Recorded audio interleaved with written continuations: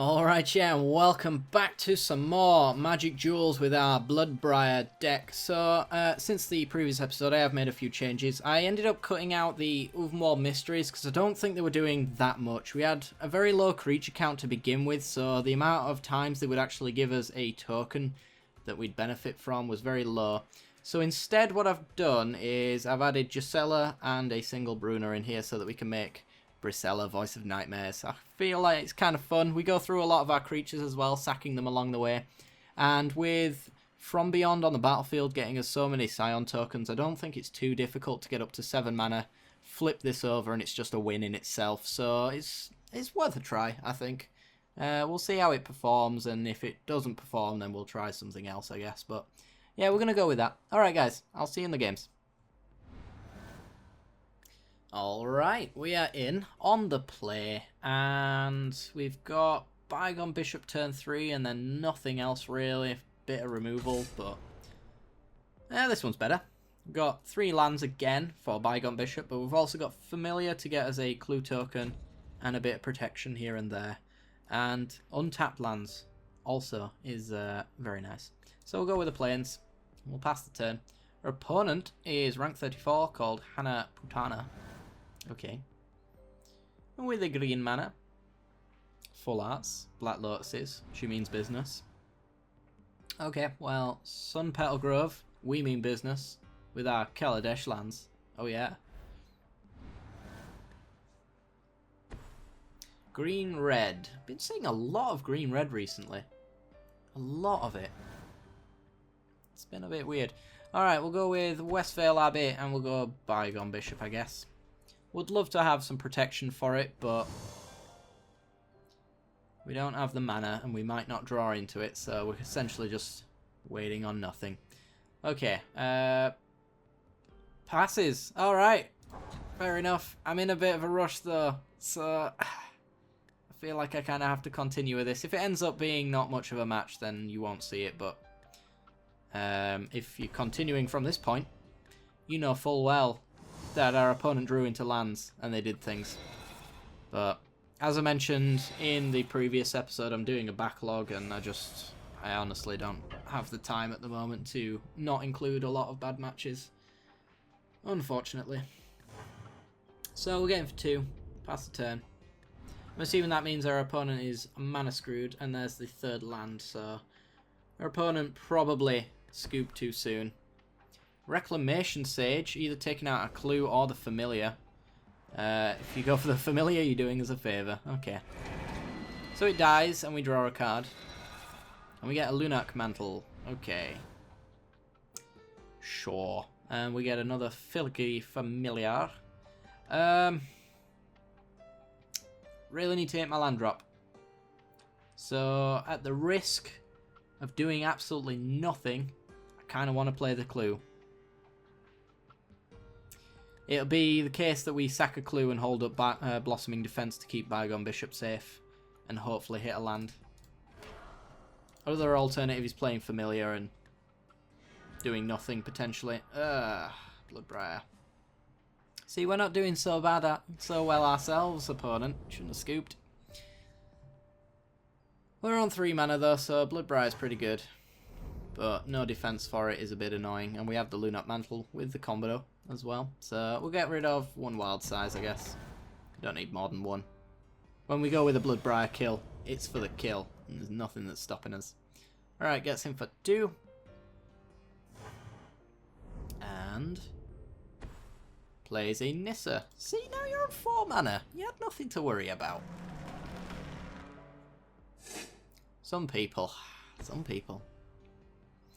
It sometimes bugs me that people just play until they get a decent hand and just scoop otherwise. It just seems exactly how the game shouldn't be played to me, but, you know. I'm going to be playing one of our cards here. We have to. So, Familiar to gain life, and as a decent blocker, sure. And we get a clue token, and we get a decent blocker, so that his creatures stay back. And if they do get cocky enough to attack in, we're happy to block. Go to attacks. Attack in with Bygone Bishop. Down to 14.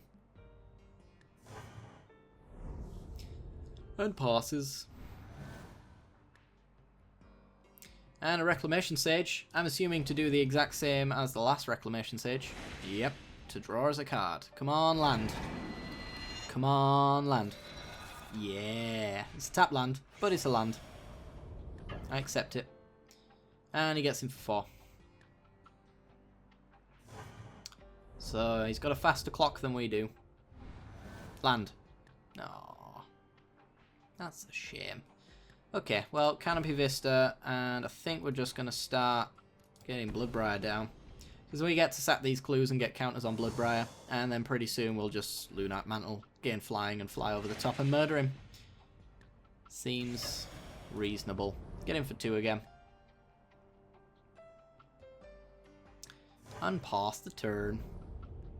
No defense here though, so we might see a removal spell. Ooh, Gaia Reach Bandit. Okay, it's an extra 3 damage. We're going to take it all. He's got 1 green mana. Could be for a Blossoming Defense. If he attacks him with everything, yeah. But he hasn't got a Blossoming Defense is what that tells me. And Evolving Wilds. Lovely. Lovely. That's another counter. We've made our land drop, so if we sack a clue, we've got 2 mana open.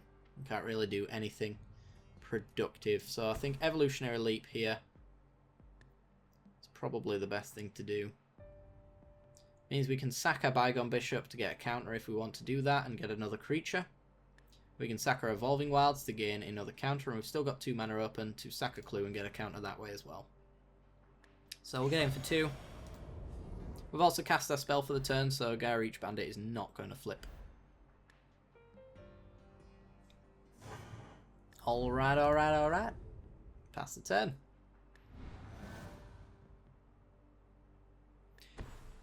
Yeah, our opponent ended up with more mana than we did. What are they worrying about? Manette's battlefield. Target creature gains +4/+4 until the end of the turn. There's no fight. The fight side is the werewolf side, so there's nothing to worry about there unless... Yeah, this is the one that... Werewolf side's the one that transforms it. Oh yeah. Nissa gets a good old pumping. Probably means that she's going to get in. And we're not going to block. Everybody's getting in. Alright.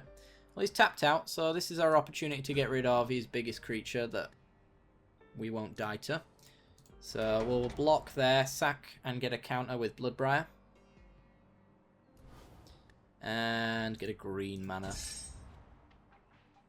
We'll also sack a clue as well. Draw a card, get another counter. Our opponent's on 10. Can we win here? We might be able to. So, planes. So, Lunite Mantle. It's going to give Bloodbriar +2/+2 up to 6. Then we're going to go 7, 8, 9, 10. We win. Okay. Right, so Lunite Mantle on Bloodbriar. We can also Blossoming Defense as well. Now it's hexproof. That's 10 damage, but we're going to sack a permanent. We're going to sack this clue, give it flying so we can get over the top. Alright. Didn't end up being a bad game. No reach for you. So you is dead.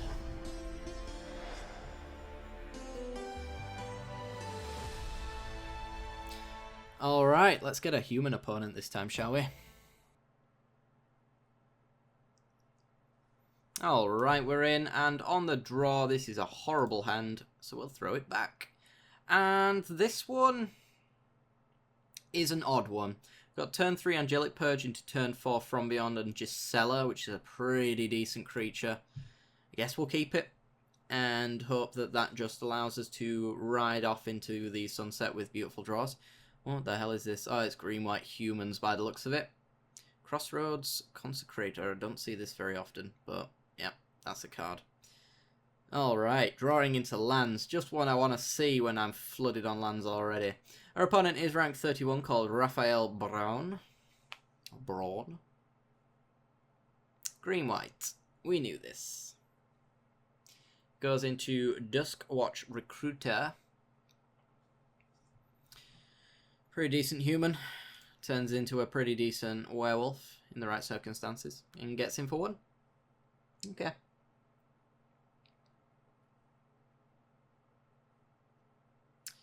So he's going to be able to flip his recruiter, which means he's probably going to be able to get... Ooh, hello, Bruna. We've got Bruna and Gisela for Bracella combo. That might be our plan for the game.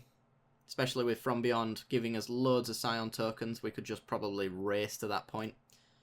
Let's certainly try it. Although Angelic Purge on turn 3, if we plan on doing that, is going to mean that we get set back a land, so we won't be doing that too soon. I'm hoping that this Gisela is enough to hold back his humans, which he's sure to have a sheer amount of. Okay, so he was fairly confident that wouldn't remove his creatures. Now there's a Hero of Aaron's Grace Champion. That one. Gives them all lifelink. All humans lifelink, which this one is no longer. But this is a pretty brutal start for us. I'm not sure we can actually come back from this. It's too aggressive. And we've not really done much on our own. Alright, well, we'll go Sun Petal Grove into Familiar. It's going to gain us 2 life back and an extra card draw, but it's just not fast enough. And the body on it's not big enough to really deal with anything, because we're still taking 6 next turn. Easily from our opponent. But I guess we're going to... we could actually use Filigree Familiar as a target for Angelic Purge. Alternatively, we could just hope Gisela sticks. And we can slowly start picking off his creatures. Yeah, getting in for 6. Alright, he's on 5 creatures, so it means this guy is very likely to flip into this horrible thing, which we can't really do much about. So, hoping to draw a decent card off this block, I guess. No, I'll keep Filigree Familiar about for the flip, because that's going to be a very big creature. So we'll take 6 here. And hopefully with Gisela on the board as well, it's going to mean that this is the only creature that's coming in. He does flip back his Dustwatch Recruiter though. Ooh, Blossoming Defense. We're a land behind on holding up Gisela plus defense though. Next turn, we block there. He hits us for 1, 4, 6, 7. Maybe even more if he's got another one of these guys. Which is a fair assumption, he probably has something of that magnitude. So I think we have to have another blocker down. If we Angelic Purged, sacking a land to kill this one here, then we'd block there and we'd take 5. We'd be a turn behind on Gisela, but then next turn we just play Gisela and every creature he has is a decent block for us. Yeah, I think that's just gonna have to be how it goes. We can also hold a Blossoming Defense this way as well, if that ever actually matters. So get rid of the Captain, get rid of a Plains. And just hope that's enough to stabilise. I'm not sure if it will be, to be honest. But the moment he got off to the start that he did, I wasn't sure we were going to survive anyway. So I'm quite happy to be where we are right now. Westvale Abbey.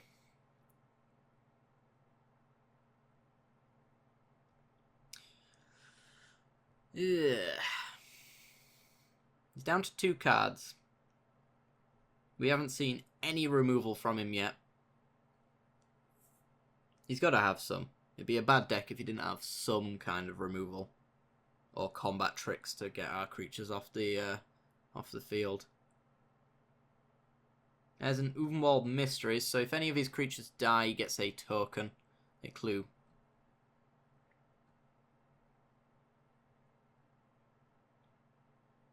Okay. We could block here and Blossoming Defense. We take 2, but we keep our Familiar and take one of his creatures off the board. Or we could just block here and trade, take 3. But then we don't have another blocker. I think this is just the best way to go about it. He's tapped out essentially. He's got 1 colourless mana and there's nothing you can do with that. If we could get to Bracella, I can almost guarantee every single one of his cards. This would pretty much be the only card he could probably play, would be my guess. Ooh, Evolutionary Leap. Okay, I think we want to Gisela here. Gisela seems like a really good blocker in this scenario. And then if she lasts, then we could probably Evolutionary Leap so that we could get at least some value out of her if she was to die. And then from there it's just ramping into Bruna to try and take the game. So we'll pass the turn. We're not in a comfortable position right now where we can actually attack him with our Familiar, because he won't block with these guys. So he's going to sack the clue, which leads me to believe he doesn't really have decent answers for Gisela in his hand, and he's probably looking for them. Sun Petal Grove. In order to have a profitable combat trick as well, he needs to have a creature with 5 toughness so that it can actually survive the attack. And I'm not sure what's in 3 mana that could be. Blossoming Defense would take it to 4. Wild Size would take it to 4. Huh.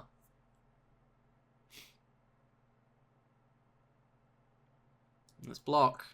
I can't think what combat trick might be. Could be a Blessed Alliance. Oh no, that's not for... You know what, we'll double block like this. If it is like a Celestial Purge is the one I'm thinking. Target player sacrifices a blocking creature. Might of the Masses. Oh. That's +4/+4. And a bit of a blowout. And he's going to give his creatures, his attacking creature +1/+1, yeah. Okay, well, we draw a card, we go up 4 life. We still have From Beyond to get some Scion tokens. And we're going to draw a card as well. It's a land. Yay. But that gets us closer to Bruna, and if we can get to Bruna, I'm pretty certain we just win. So, From Beyond. The Scion tokens as well, we can block and sack with Evolutionary Leap next turn. So we can start finding loads of creatures and clogging up the board. But here we're taking 5 minimum.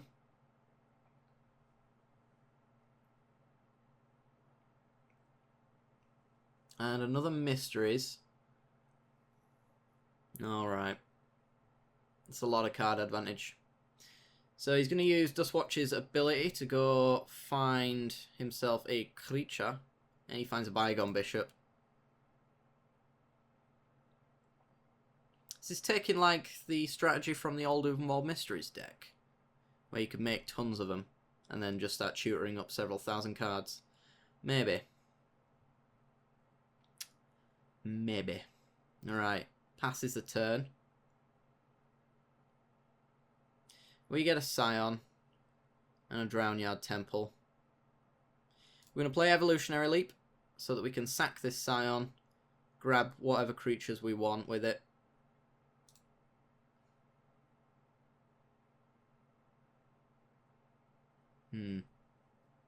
Actually, was that a mistake?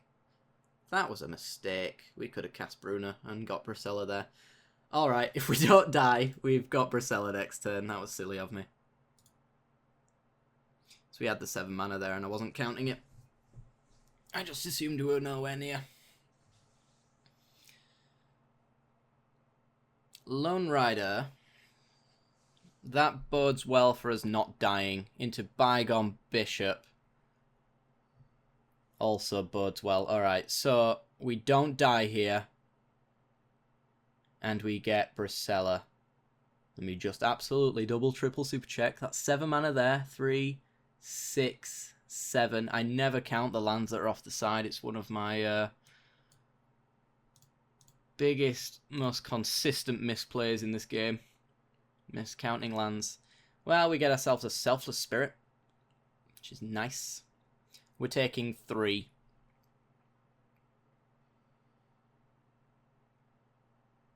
So hopefully, this is just going to be the game.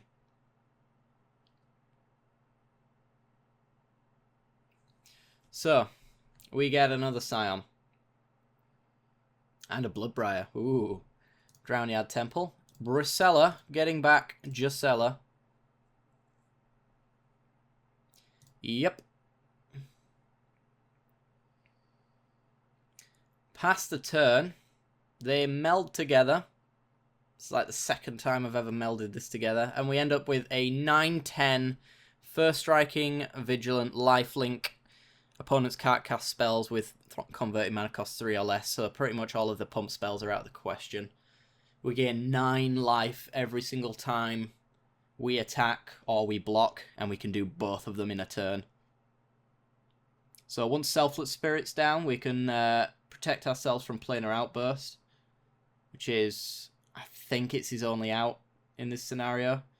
There is Tragic Arrogance, but I don't feel like he's going to be running that, honestly. So I think, slowly and steadily, this will actually close out the game for us.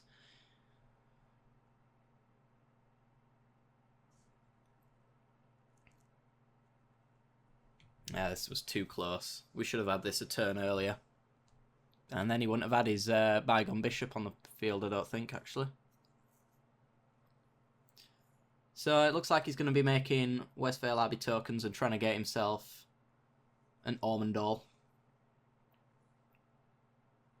Which is also indestructible. So that's going to be fun.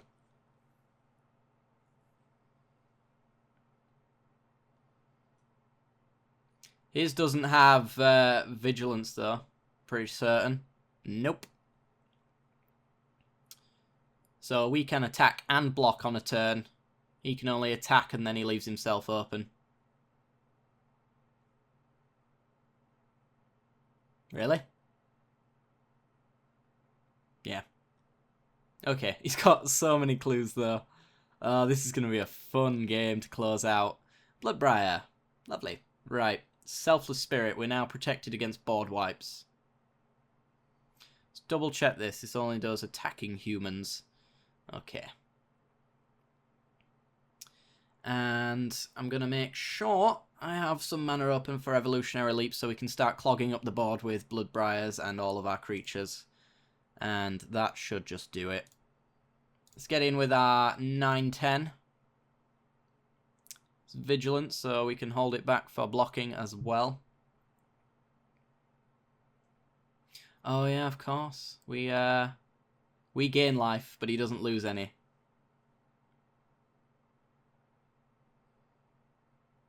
He also gains life. Yes. We can Angelic Purge when we eventually get there, though. So that's something to look out for. He's going to survive quite some time. This is going to be a long game. But we're prepared for the long game. He gets top decks with his clues. We get all of our creatures out of our deck with Evolutionary Leap, which is tireless trackers for our own clues and things like that.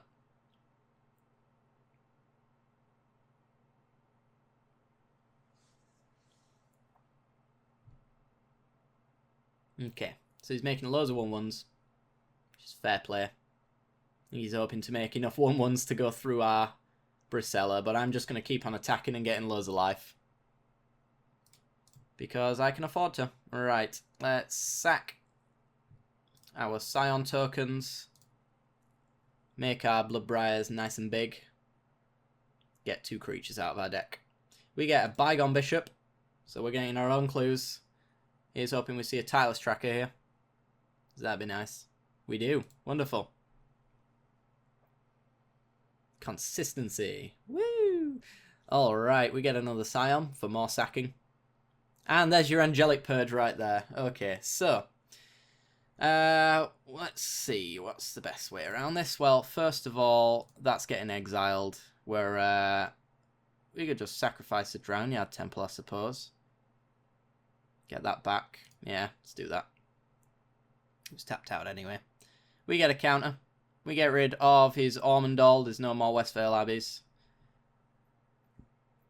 And then play Bygone Bishop. Yep, he's had enough. We're going to continue playing though. Because it's fun. Right, now we can finally get in and actually start dealing some damage, gaining some life. And as long as he doesn't get another Westvale Abbey, there's absolutely nothing he can do about this board state, except for double Planar Outburst, really. And by the time he gets another Planar Outburst, I would hope we would have got our other Selfless Spirit, which is still in our deck, and we can still grab it with Evolutionary Leap, sacking Scion tokens. And we also have big Bloodbriars coming in as well.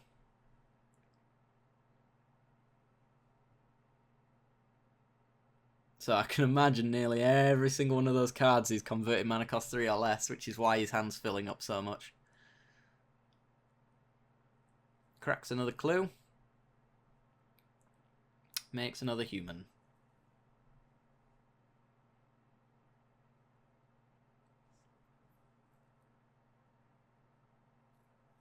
It was a pretty sweet game. Alright. Are you going to go on the attack and give me more life? Somehow I don't think so.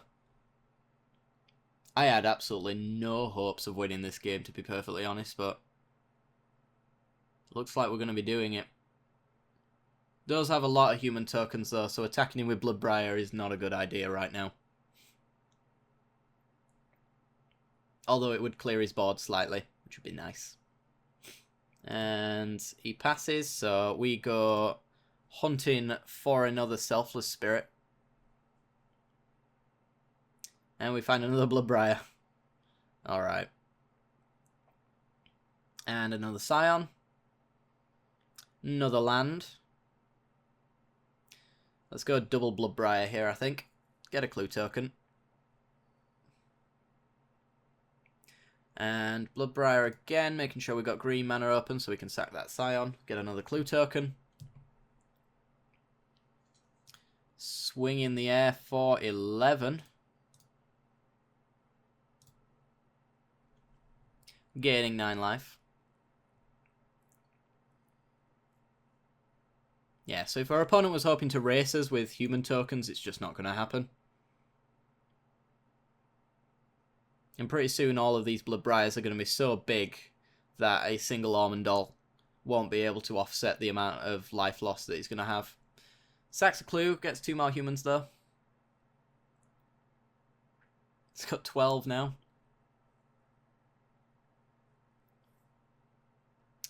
The clues to make 16.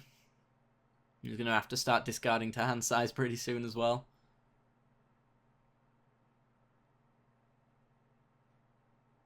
Yep.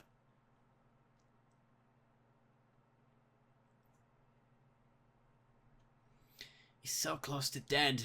Just one last push. And more human tokens. He's just really looking for that 4 or higher converted mana cost card. He could actually play a Heron's Grace Champion, which would give all of his 1/1s lifelink and +1/+1. Wouldn't kill us, but it would delay the inevitable quite significantly.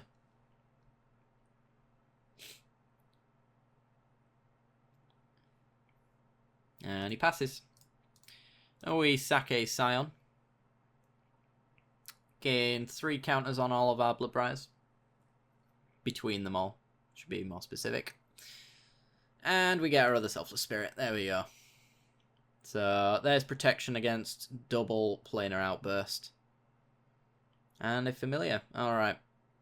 So, Selfless Spirit first. Let's get a clue. Tracker next. Let's get a clue. Wonderful. Wonderful. Alright. And get in with our flyers.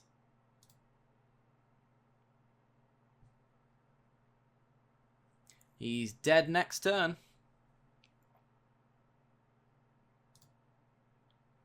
And we've got 2 more triggers on our Evolutionary Leap to get our last Bloodbriar, not that we need it. Other Bygone Bishop for more flyers. What else is in there? The other Tireless Tracker. There's your Heron's Grace champion, so he's not actually dead next turn, which is fun. Alright, he gets to attack him with everything though. If he chooses to do so. He still loses 1 to Brisella and we gain 9 life.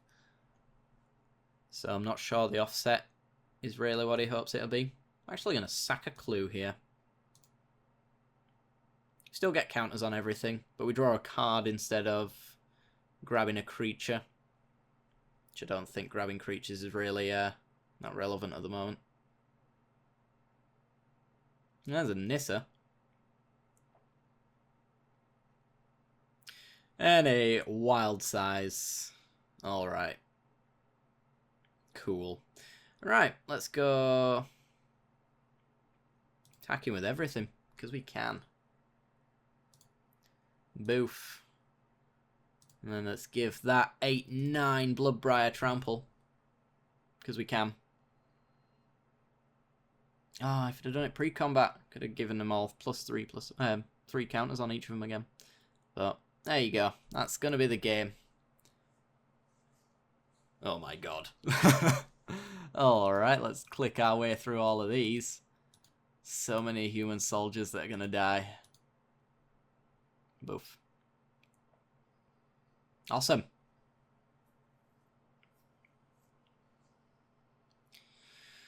Alright, that's going to do it for today's episode. So if you did enjoy the content, then be sure to leave a like. It helps me out a great deal. Lets me know you're enjoying the series. And if you haven't already, then be sure to subscribe for some more Magic Duels content and some more Bloodbriar stuff that should be coming out tomorrow. If you have already subscribed and haven't already done so, then be sure to hit the little bell icon next to the subscription button. It'll notify you as to when I release new videos. You should do that with all your favourite YouTubers as well.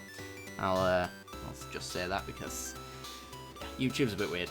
Alright, thanks very much for watching, guys. Hope you enjoyed the video, and I'll see you next time. Bye-bye.